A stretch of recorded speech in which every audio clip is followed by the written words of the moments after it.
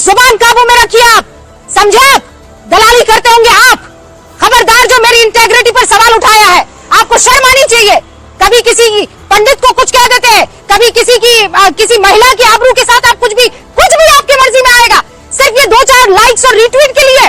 शर्म कीजिए आप, शर्म। यह सीधे सादी बात चल रही है, किस बात को लेकर आपको आपत्ति हो गई और हुई है तो आप माफी मांगिए। इसका मतलब ये थोड़ी है कि आप गुंडाई पर उतर आएंगे। मनोज काका, मैं अलाउ नहीं करूंगी ये काम, किसी कीमत पर नहीं करूंगी। तमीज से बहस चल रही है, तमीज से बहस चल रही है। क्या आप बदतमीजी करेंगे और मैं आपकी आवाज चलाऊंगी? बिल्कुल नहीं करूंगी।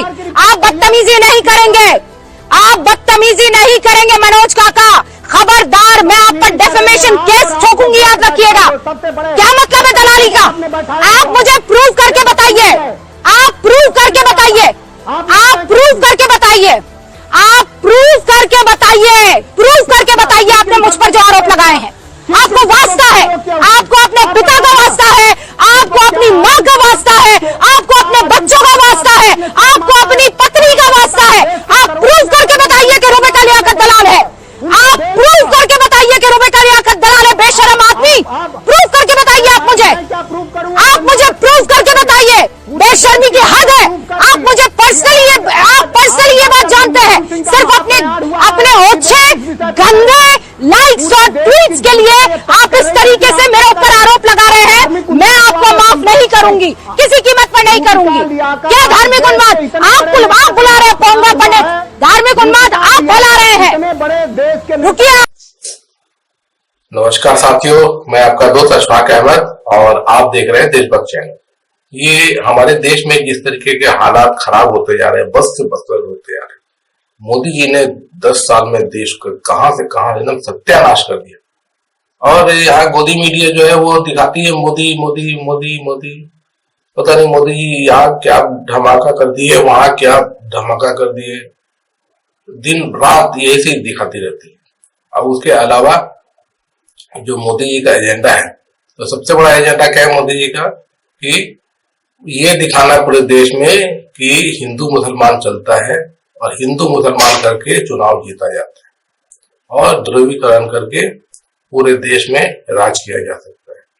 सच्चाई जो भी है, लेकिन ये इनका यही एजेंडा रहता है। तो ये बीजेपी आरएसएस का एजेंडा आज से नहीं, शुरू से है। आजादी के पहले पूरे देश में जो राजनीति थी, जब अंग्रेजों से तो लड़ ही रहे थे, उसके अलावा अब देश को भी चलाना है, क्योंकि जब आजाद हो जाएगा देश तो वहां पे जो लोकल लोग हैं वही देश को चलाएंगे। तो वो राजनीति होती थी। तो राजनीति किस तरह की होती थी कि एक तरफ थे मोहम्मद अली जिन्ना, दूसरी तरफ ये आरएसएस बीजेपी, मतलब पहले तो जनसंघ था, और तीसरे तरफ थी कांग्रेस और ये जो समाजवाद सोच के लोग।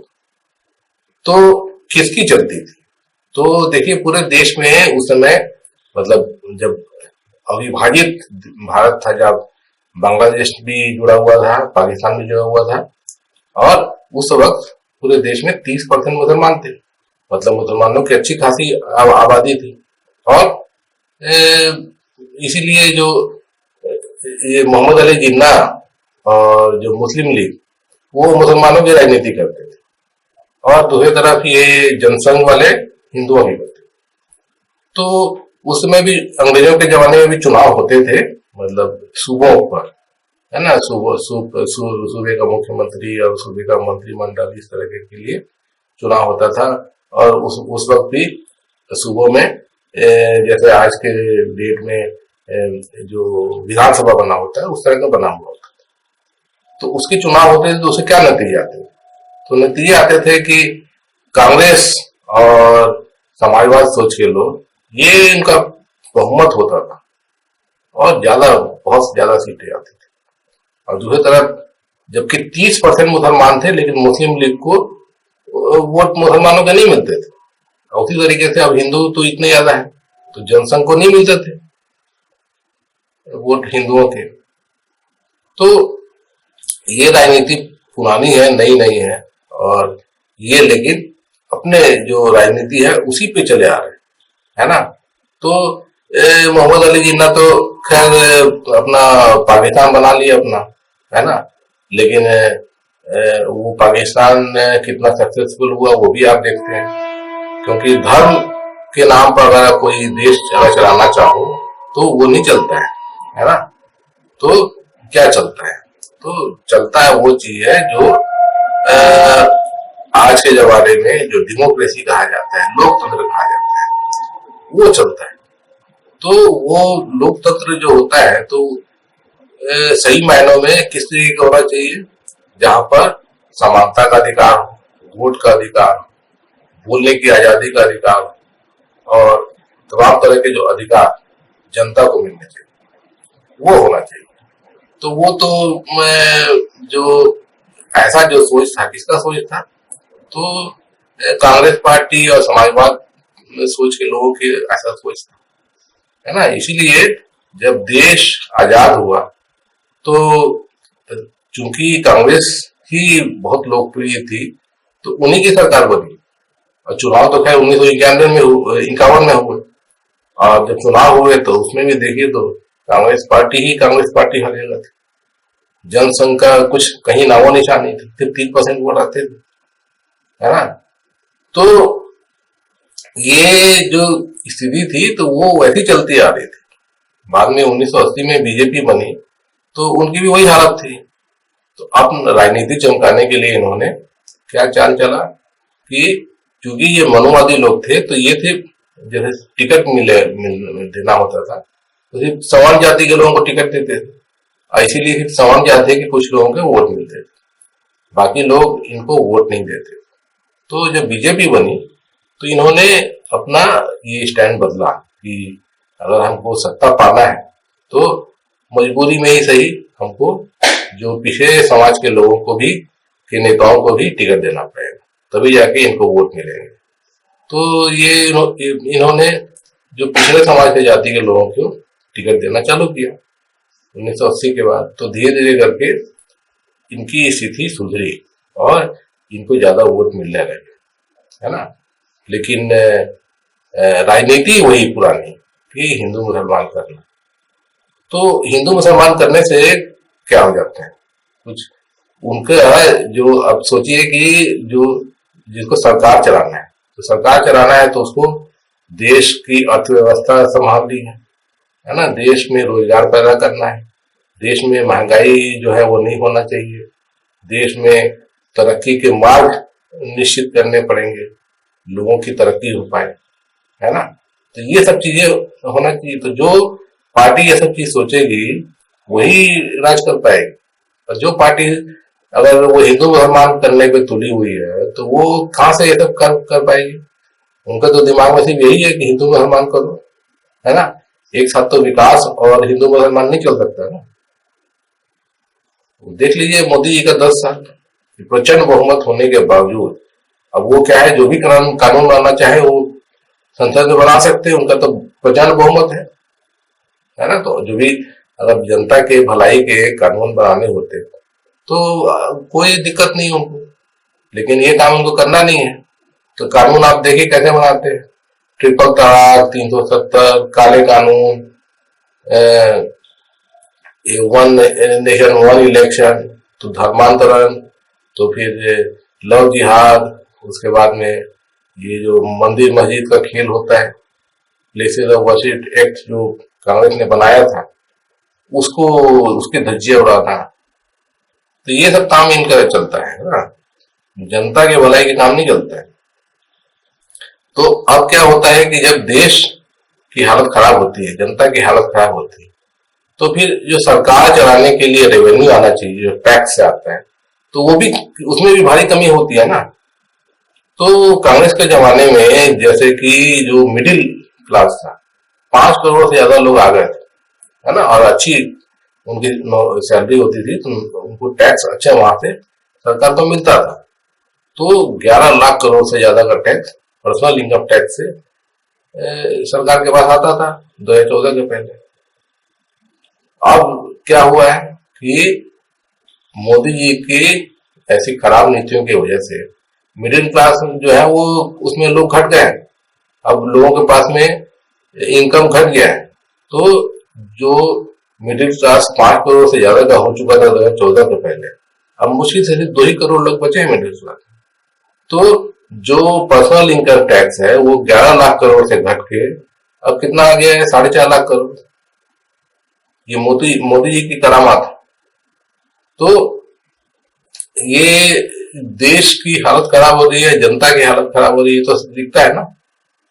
अब फिर सरकार चलाने के लिए मोदी जी क्या करेंगे फिर, तो जीएसटी उनके पास में दिखता है, तो जीएसटी लाते जाते हैं। और जो टैक्स पेट्रोल डीजल गैस इस पे होता है वो उस पे टैक्स लाते जा रहे हैं। तो महंगाई चरम पे बढ़ गई है। पेट्रोल जो होना चाहिए, मोदी खुद बोलते थे 35 रुपया लीटर होना चाहिए, वो 100 के पार है ना पूरे देश में, कहीं भी जाइए। डीजल भी वैसे ही जो पहले 45 रुपया हुआ करता था, अब वो 100 के आसपास है कि नहीं। जो सिलेंडर 450 रुपए का आता था, अब कितने का खरीदते हैं, 1100 के पार है ना। तो ये तो जनता के ऊपर सीधा सीधा हमारे गरीब जनता। अब जीएसटी कौन देता है, तो मिडिल क्लास में काफी लोग होते हैं और सबसे ज्यादा गरीब लोग होते हैं, है ना। तो देश में गरीब कितने होंगे, तो कुछ नहीं तो करीब करीब मतलब पकड़ लीजिए कि 90% लोग गरीब हैं देश में। उनसे मोदी टैक्स वसूलते हैं, ये तो गलत बात है ना। टैक्स तो अमीरों से वसूला जाता है, अब मोदी जी टैक्स जो है गरीबों से वसूल रहे हैं। और ये जो टैक्स जो हर चीज पे लाद दिया है उसकी वजह से महंगाई है, तो वो तो हम साफ समझ में आता है। तो ये एक बात हो गई। दूसरी बात क्या है कि सरकार चलाने के लिए तो ये सब चीजें हैं, लेकिन चुनाव जीतने के लिए जो हर पार्टी जो होती है उसको चंदा चाहिए होता है। तो चंदा चाहिए होता है, तो चंदा वसूलते हैं कैसे, तो कुछ लोग अपने क्योंकि उनकी विचारधारा से मेल खाता है कोई भी पार्टी का विचारधारा, तो उसको अपने मन से चंदा देते हैं। कुछ बिजनेसमैन लोग चंदा देते हैं, कुछ अपने फायदे के लिए चंदा देते हैं। बिजनेसमैन, ज्यादातर बिजनेसमैन अपने फायदे के लिए चंदा देते हैं, है ना। और उससे फायदा जैसे कि किसी को मतलब न्यायिक तरीके से हुआ तो ठीक बात है। अब वो ग्रोथ करना है कोई बिजनेस वाले को, तो सरकार ऐसे नियम बना के रखी हुई है जिससे आप ग्रो कर सके, तब तो ठीक बात है। लेकिन आप ऐसे चंदा वसूलें जिससे उनको ग्रोथ मतलब कि होने का आसार नहीं है, लेकिन जबरन चंदा देना पड़ता है, नहीं तो धंधा नहीं मिलेगा, तब गड़बड़ हो जाता है। और मोदी जी तो यही नहीं करते, मोदी जी तो हफ्ता वसूली भी करते हैं। कि आपने देखा होगा कि जो बिजनेसमैन लोग चंदा नहीं देना चाहते मोदी जी को, तो उनके यहाँ ईडी सीबीआई आईटी पहुंच जाती है, जबरन उनसे चंदा लेती है। तो ये भी चीज हो रहा है ना देश में। तो इससे क्या हुआ कि देश में निवेश घटता जा रहा है ना। निवेश घटेगा तो क्या होगा कि रोजगार कम होंगे, है ना। तो ये भी चीज है। तो सब मिला जुला के पूरे देश की हालत खराब से खराब होती जा रही है। तो इस पे जो है, जो पत्रकारिता होती है, जो लोकतंत्र का चौथा स्तंभ है, उसकी जिम्मेदारी है कि सरकार को पकड़ो, सरकार को घेरो। तो गोदी मीडिया क्या करती है कि सरकार के ही वाहवाही करती रहती है, देश डूबता रहे, लोगों की परेशानी बढ़ती रहे और सरकार जो है वो नाकाम होती जाए, लेकिन मोदी मोदी मोदी। तो ये बहुत ज्यादा गलत बात है। और ये क्यों करते हैं, क्योंकि इनको पैसे मिलते हैं ये इस काम करने के लिए। अगर वो मोदी मोदी ना करें तो जो रेवेन्यू आता है जो मीडिया को, तो गोदी मीडिया को तो पूरा का पूरा जो रेवेन्यू कहाँ से आ रहा है, सरकार से। सरकार का प्रचार जो होता है उनके मीडिया पर, उससे पैसा आता है और उसी से उनका मीडिया चलता है।